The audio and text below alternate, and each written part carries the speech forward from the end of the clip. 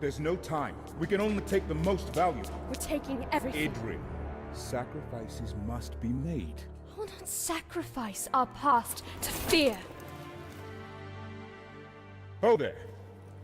Who are you? Baranor, this is the ranger I was telling you about.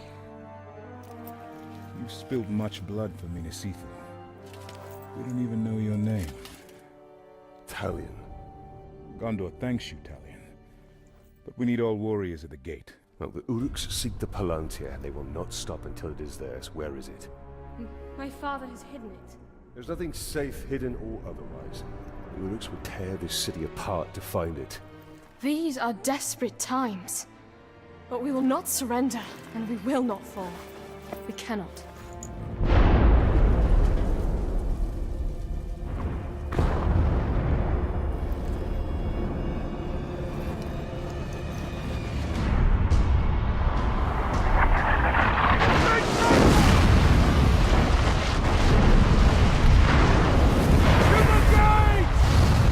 Defend the gate.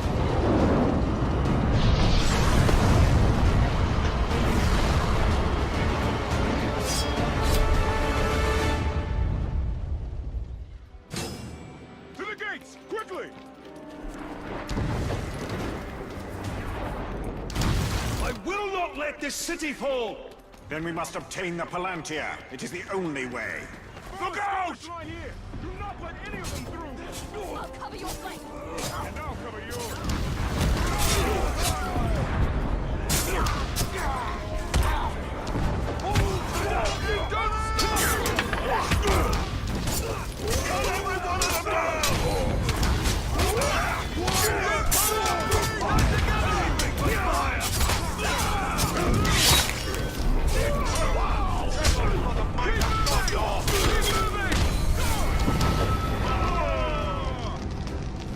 That was only the beginning. There'll be more.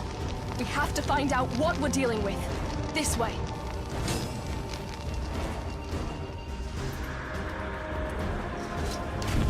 We'll be able to see the entire lower city once we get there.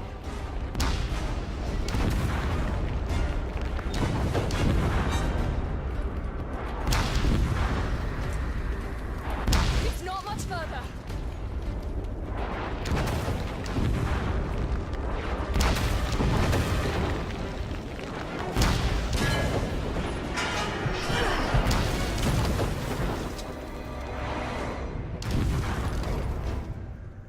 The city can't take much more. I'll handle the siege beasts.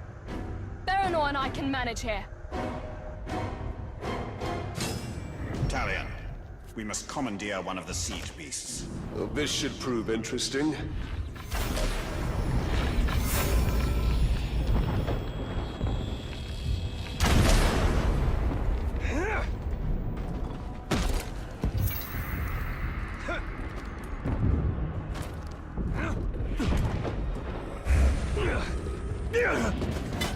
Let's see what this thing can do. Here they come.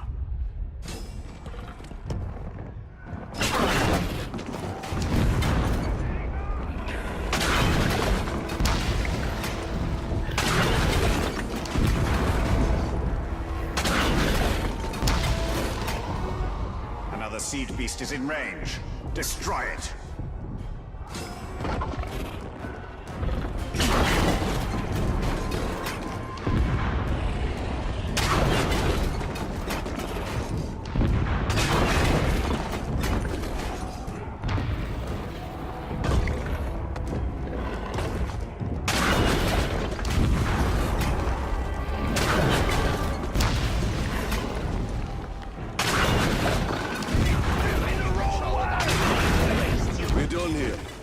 Can't leave the siege beast for the enemy. Pity we can't take it with us. It's a formidable weapon. We must move quickly. This should help.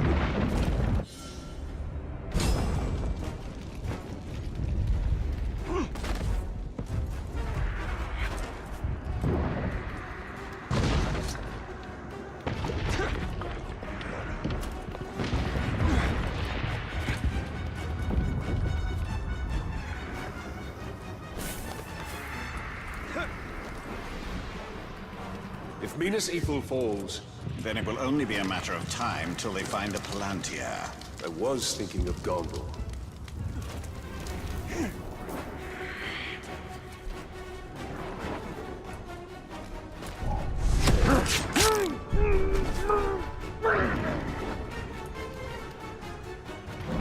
I know what to do here.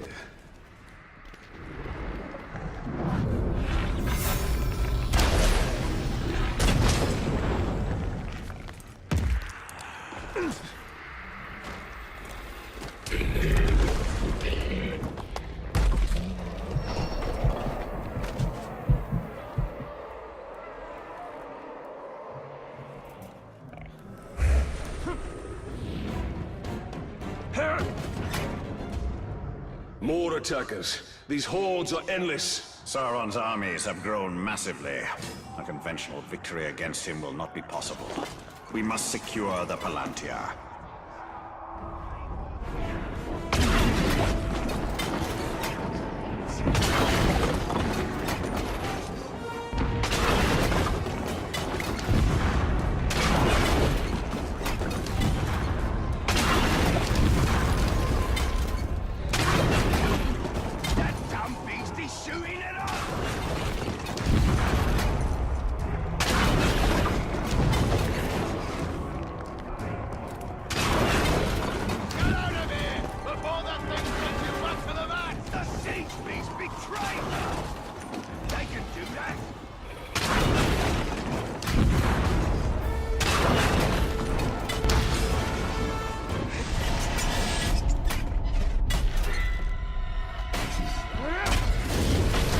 Push them back. For now. Another attack will surely follow. We should return to the upper city, check on Ithil and the others.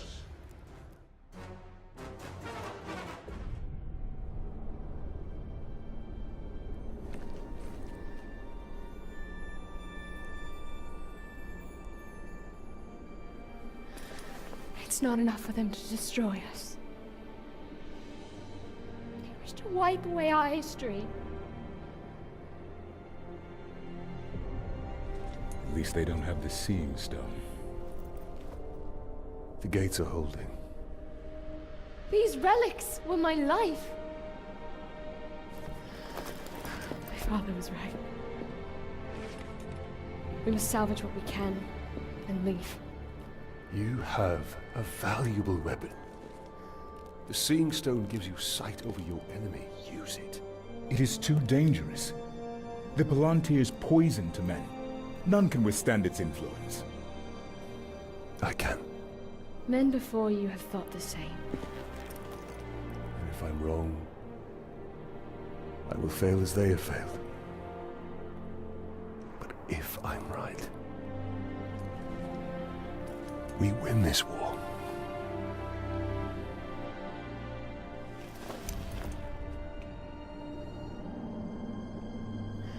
Then I will find my father and speak to him.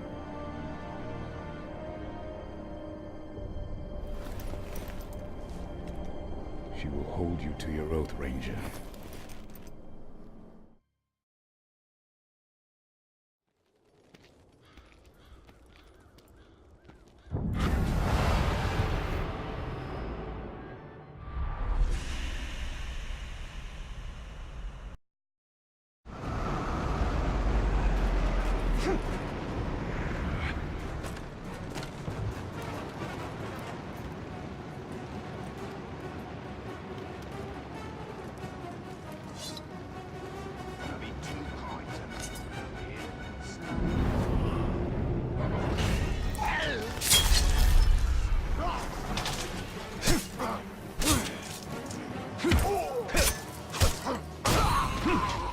First, it'll be the blood. That ranger's back! They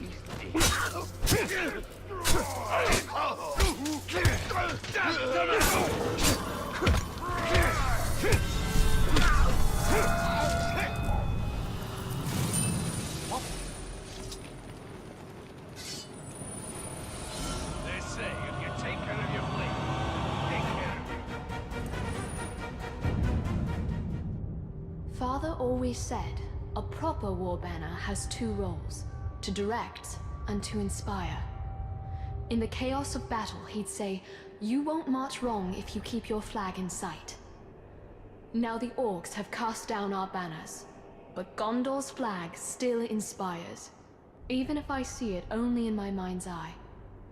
So long as one Gondorian lives, the white tree still stands tall.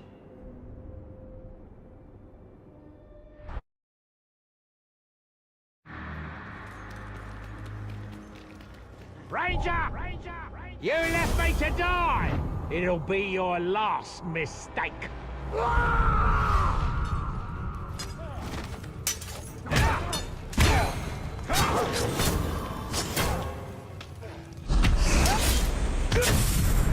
won't catch us!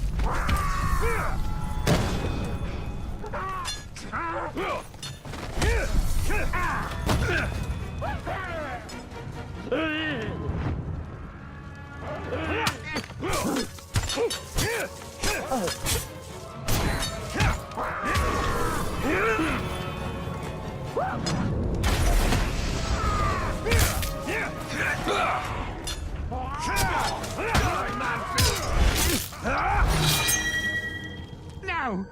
This isn't right!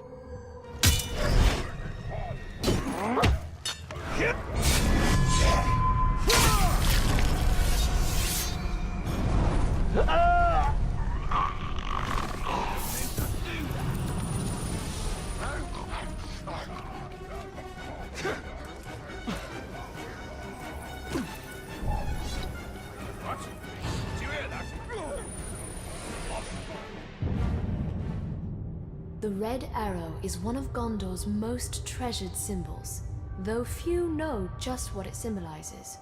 When our need is dire, we can present the arrow to the men of Rohan, and they are bound by ancient pact to ride to our aid. We should have used it in the early days of the siege, but the orcs encircled us so quickly, and Rohan is too far away.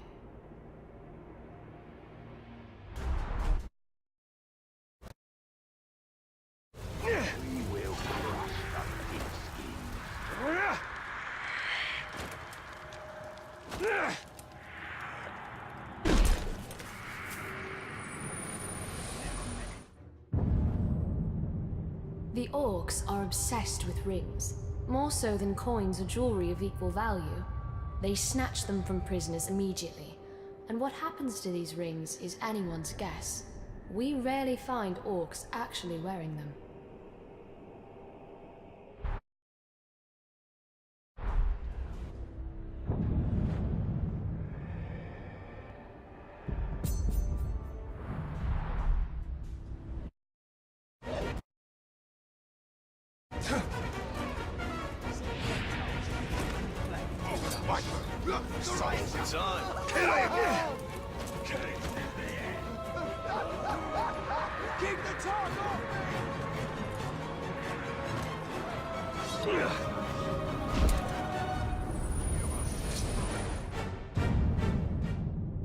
Gondor has faced the Witch King before, and he's had a vendetta against Minas Ithil ever since.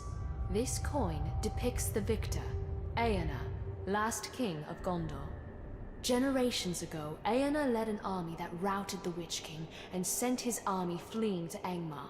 But our victory turned hollow when our king grew prideful.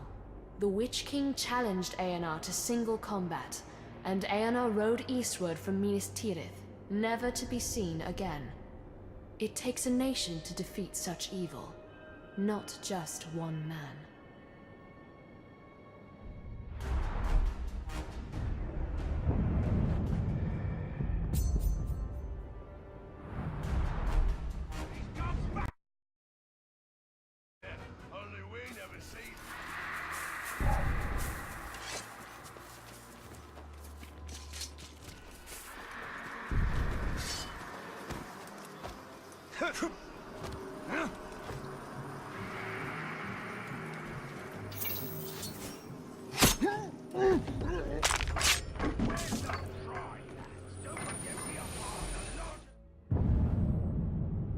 Each city in Gondor administers its own justice in all but the most important cases. And in my lifetime, we've always handled legal matters in Minas Ithil.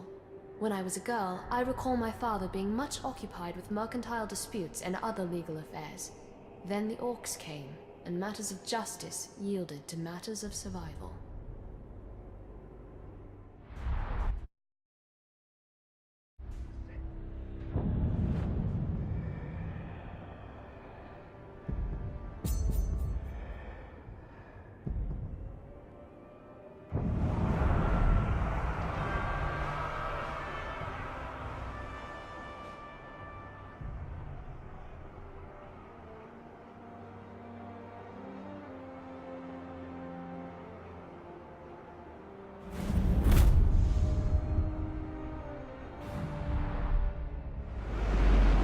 Gavel. Always seemed an odd symbol for justice. What is justice? If not a hammer to beat down the proud nail. Never thought about it myself.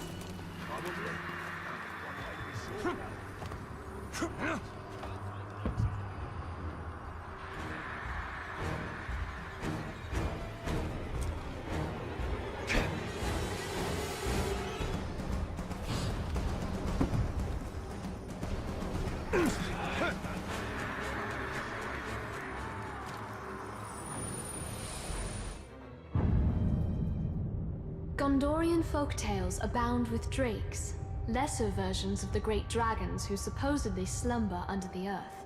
Yet here in Mordor, I've seen them with my own eyes, though from a safe distance, and they are nothing like the storybooks say. They are lethal hunters of the air, rapacious and cruel, apt to torment their prey before eating it. This scale, taken from a drake carcass we found in a ground cave, gives some sense of their size, and how strong they must be to carry such weight aloft.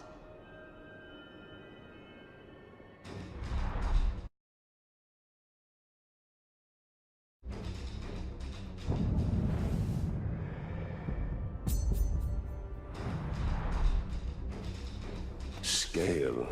Of a drake or a full-fledged dragon? Certainly a drake. Dragons take better care of their scales.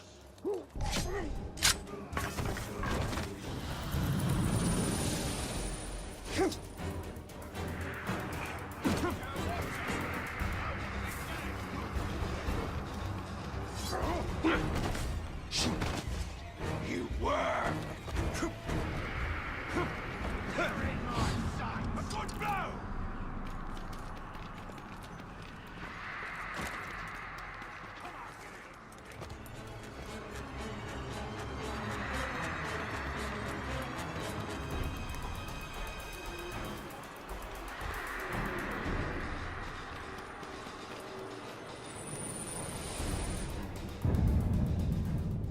We Gondorians called Minas Ithil home, but we cannot claim to have built it. That honor belongs to exiles from the fabled realm of Numenor beyond the sundering seas.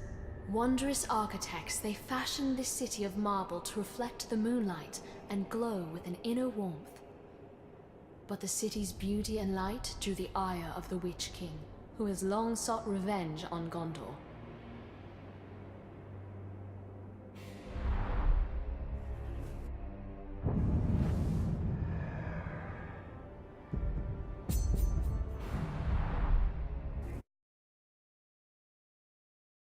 The Numenors.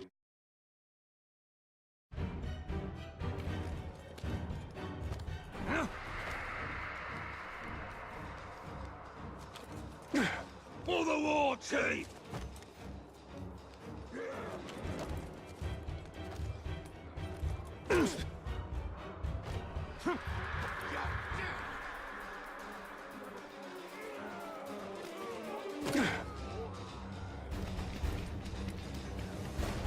Overwhelm him!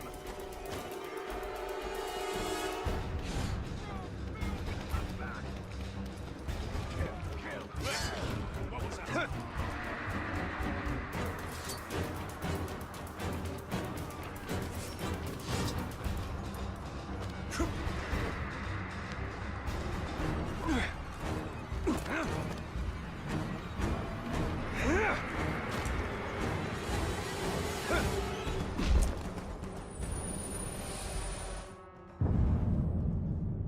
In the Great Hall of Minas Ithil, we didn't just safeguard the treasures of our past. We kept our present there as well. An archive of all our official correspondence with the capital. I used to file away missives from Minas Tirith after my father had read them. This was a weekly task at first, but as our surroundings grew more dangerous, scrolls like this one became more rare. I wonder whether there were promises of aid that the orcs intercepted. Plans for relief that we never saw.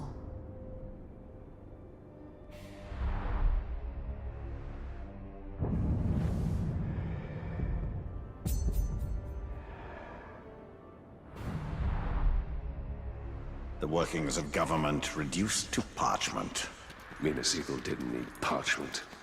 It needed reinforcements.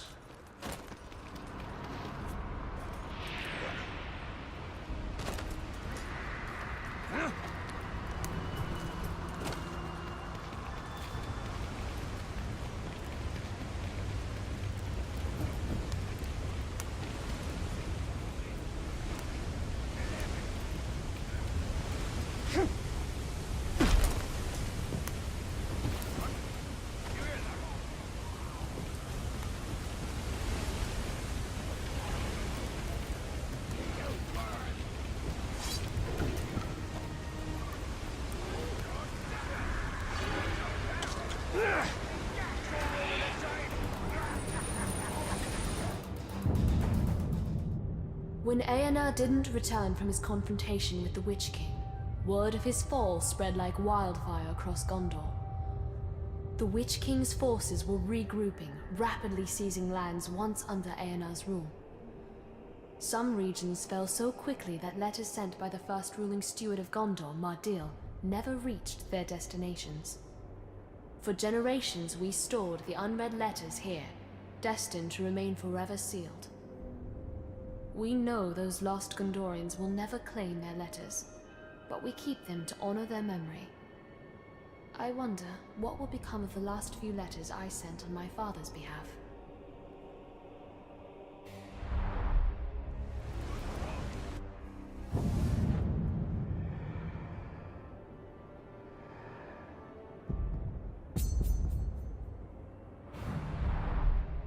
You are not tempted to read the letters? No need. I know the heart of my people, so I know what they say.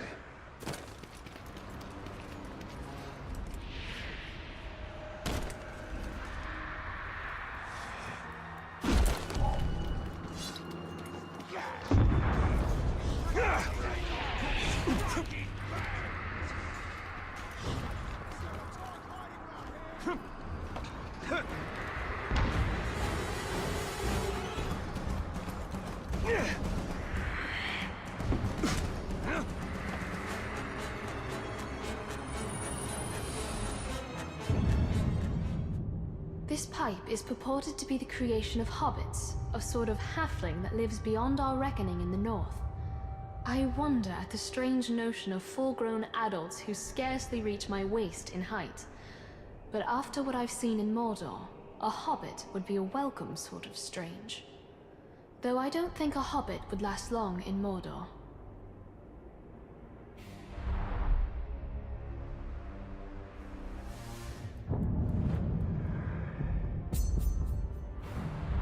Now all I need... pipeweed. Which you won't find for leagues in any direction.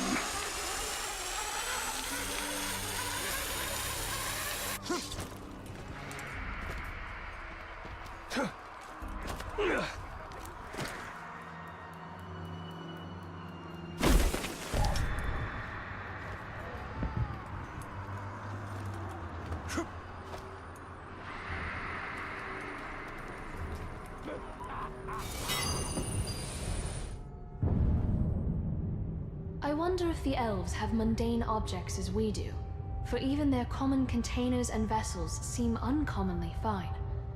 This artifact was once part of a table setting given as a gift centuries ago. The other parts were broken when one of Mordor's many ground tremors knocked them off a shelf. How I wish my predecessors had saved the broken shards. That's a puzzle I'd like to reassemble. Elven things deserve to last.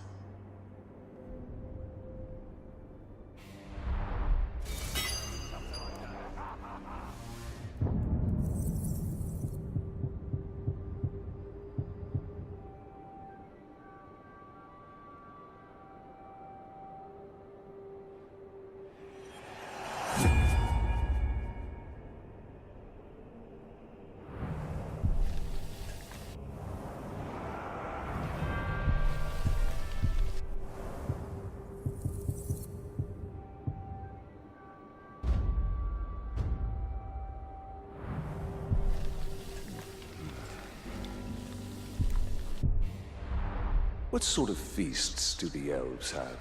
Stately affairs, not as raucous as orcs or men.